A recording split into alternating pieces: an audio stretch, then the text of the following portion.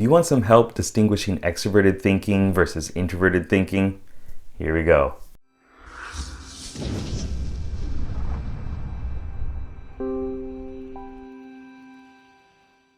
What's up, legend? It's Sherman here from Geek Psychology, helping you find your true character and level it up so you can play life better. So I just made a video recently on extroverted feeling and introverted feeling and how to distinguish them. So I thought I'd come around with thinking too, and we'll see, maybe I'll do the other functions as well. I was thinking of what is a good representation of these two different aspects, extroverted thinking and introverted thinking. And my boss is an ENTJ. He's a good friend of mine, and we were talking about his personality type, and he was saying like how he doesn't like being around people, right? And he was thinking maybe he's an introvert.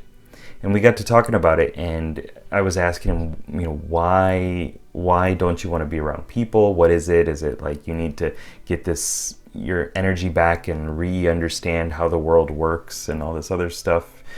And he was like, no, it's like I got things to do, and you're not one of them. Not me, but just in general. And I thought that was a very clear cut explanation of extroverted thinking. Is they got things to do, like they've got this list, these plans and all this stuff that they're working on, and other people can get in the way of that, and themselves as well, like emotions and stuff. That's why those don't really show up a lot, because it's not the focus, right? They're shining their flashlight on getting things done and achieving their goals and organizing things.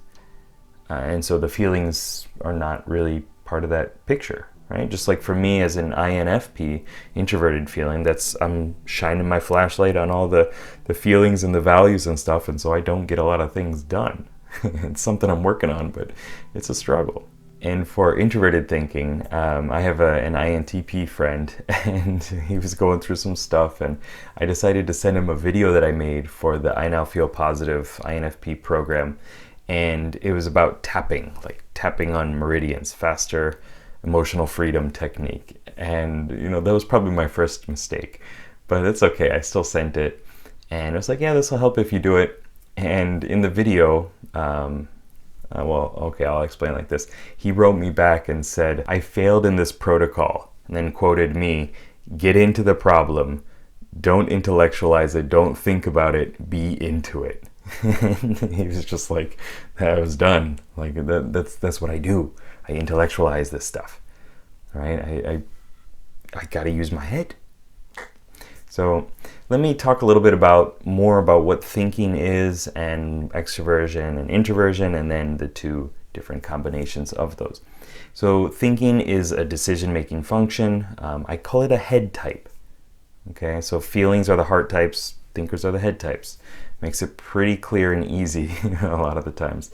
And it's about using objectives and information and the logical mind, the rational, the reasonable mind, the critical mind to, make sense of the information that's going on around you. It's not evaluating it. It's not saying this is better or this is worse because of some values or, my feelings or the cultural understanding. It's more of like, this is the one that's going to get us to our goals. This is the one that's going to make the most sense based on all the information and data points. Like this is the logical choice. And then you have extroversion. Extroversion is the outer world, okay? The stuff outside you, stuff that other people can share, the we experiences of the world. And the inner world is introversion. So the stuff going on inside of you, wherever that's located. It's the stuff going on inside of you, the subjective world. So if you put your head thinking with the outer world, you get extroverted thinking. If you put your head in the inner world, then you get introverted thinking.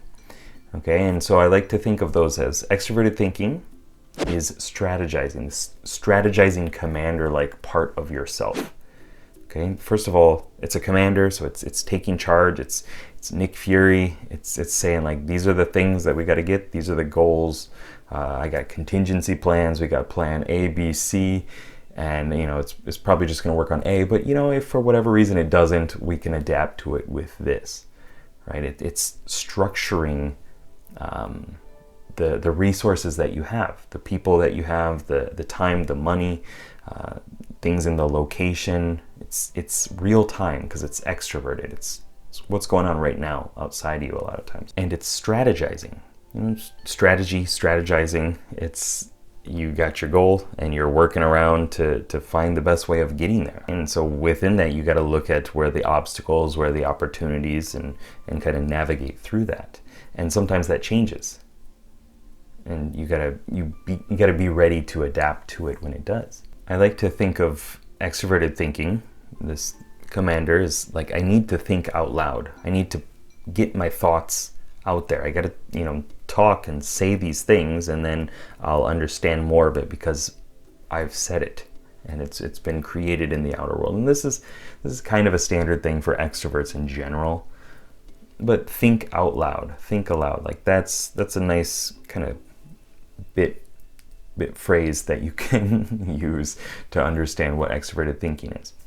And then introverted thinking, right? It's the head, the metrics, the data, the information processed inwardly to make decisions. Okay, I call this the analyzing adept. Well, an adept is kind of like a wizard, right? Using arcane magics, using the spells. It's researching, it's got its books and stuff like that. It's up in the tower, it's studying, understanding something.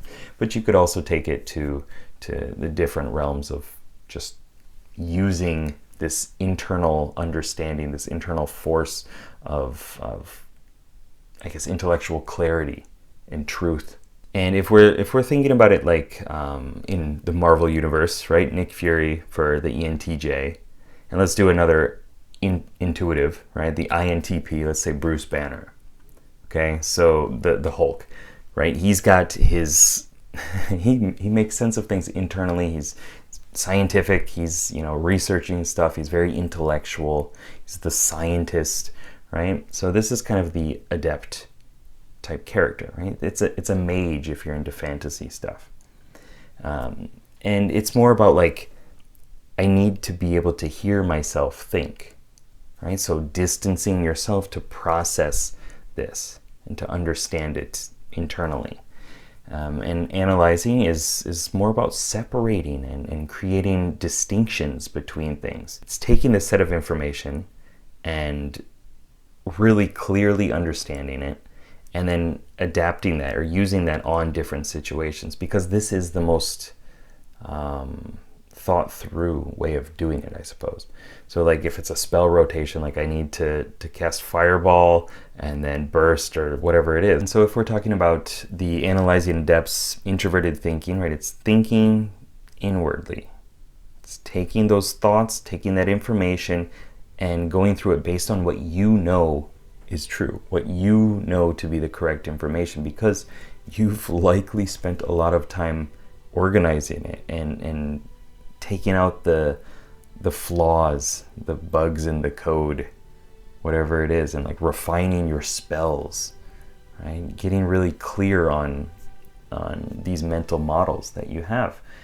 And so it's analyzing, right? It's not unifying like extroverted feeling. It's not the unifying ambassador. It's analyzing. It's putting things in the correct categories and sections and the places that it needs to be, based on what is the most fine-tuned category of it, right? And so if you took like, oh God, I'm gonna get way over my head here. If you take like an animal, okay, and then you keep parsing it down to different distinctions of it, right? If it was like animal and then four-legged animal and then a canine and a dog, and then there are different breeds of dogs, right? And then there are like mutts and mixed ones and all this other stuff. It's getting further and further refined. And that's what introverted thinking is doing. That's what analyzing is doing. That's why you can store so much data and information as an analyzing adept. So I hope that this video helped. I hope that it made sense and you can use these two different examples and the kind of refined approach using your head in the outer world, using your head in the inner world. Outer world is strategizing, commander type character. Inner world is analyzing, adept, or wizard. So if you do it like that, it's so much easier to just process through characters when you're typing them in shows or people in real life, or yourself as well. Like, which of these characters are kind of within my questing group or within the story of my life. Okay, so I hope it helps. If it did, please let me know down below what resonated for you. And even, if you have some clarifications on it or better ways of explaining it, I'm always up for hearing it so that I can use that the next time that I explain it to somebody else. All right. If you want introverted thinking videos, check them out over here. Extroverted thinking videos over there. Keep up the lifelong questing. Good luck, have fun. Peace.